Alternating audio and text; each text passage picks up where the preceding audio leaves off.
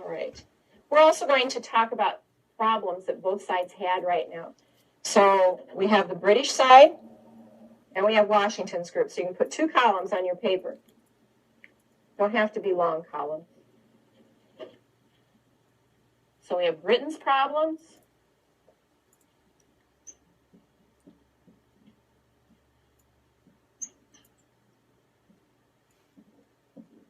And we have Washington's problems.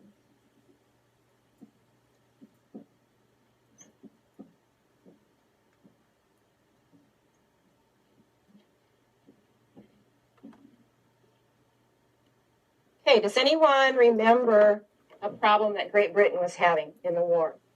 They had 2 major problems. Nick? Okay, tea was a problem earlier, wasn't it? We didn't want to pay that tax on tea. Tess? All right, distance. They were a long ways away from where they were fighting. They were way across an ocean. All right, distance was a problem, and Brett? Now, they didn't have problems with that. Remember, they had a trained army that had the red coats, and they were ready to go. What was their other problem? Lacey? Okay, that would be distance.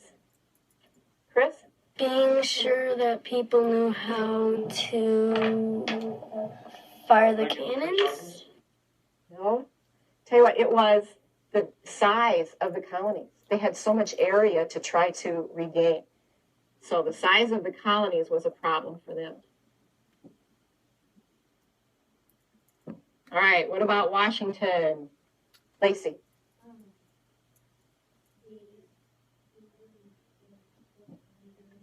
All right, I'm going to put that down here for number 3. Lack of support. And then we'll talk about that in just a second. All right, they were poorly trained.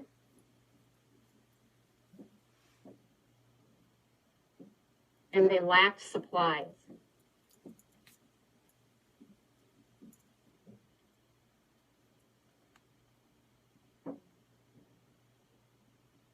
Remember, we have 13 separate colonies that are not really joined together yet. So you didn't get a lot of well-trained soldiers. They were just volunteers. And they lacked supplies, didn't have enough money coming in to keep them with food and ammunition. And also there was a lack of support. We're going to look at a pie graph. Yep. What's this graph divided into? Well, fifths. Okay, each of these is 1/5 of the pie.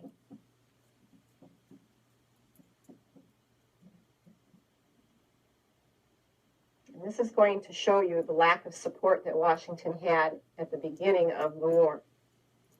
2/5. We'll put lines through those 2/5.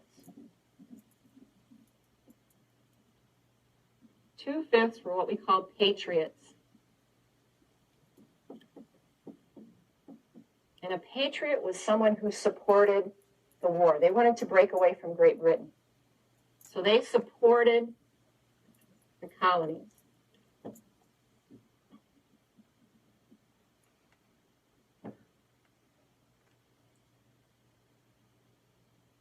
How many fifths do we have left? Lacey? 3/5. Good. And out of those 3/5, 1/5 were what we called loyalists.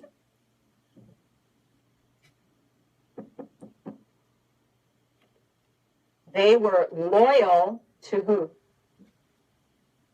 Derek? Britain, right? So they supported Great Britain.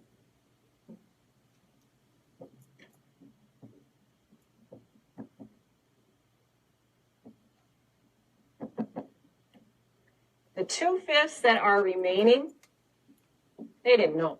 They were undecided.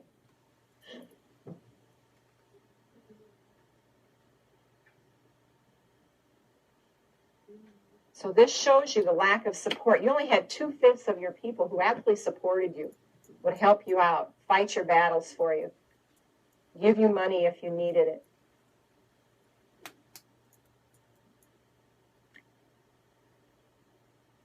Give you a couple seconds to catch up on your notes.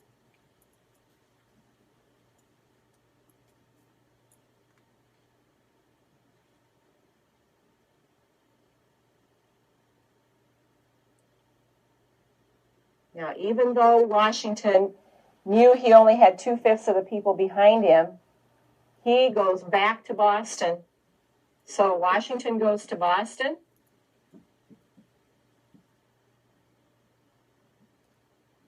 And he surrounds the city with his troops. But something's missing. What still isn't there? Let's just wait, John. I'll run it off for you. What's not there yet, Brett? The cannon. So here's where Henry Knox comes in. Henry Knox was someone who worked with Washington, and Washington sent Henry Knox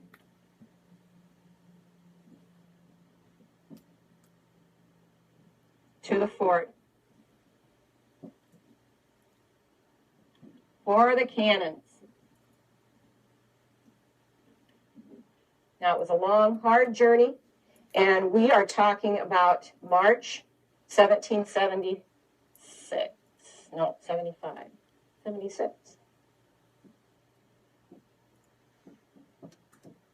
So what time of year is it in New England? What season? Kevin, winter. Okay, so they had not only rough terrain to get over, but now they've got bad weather to deal with.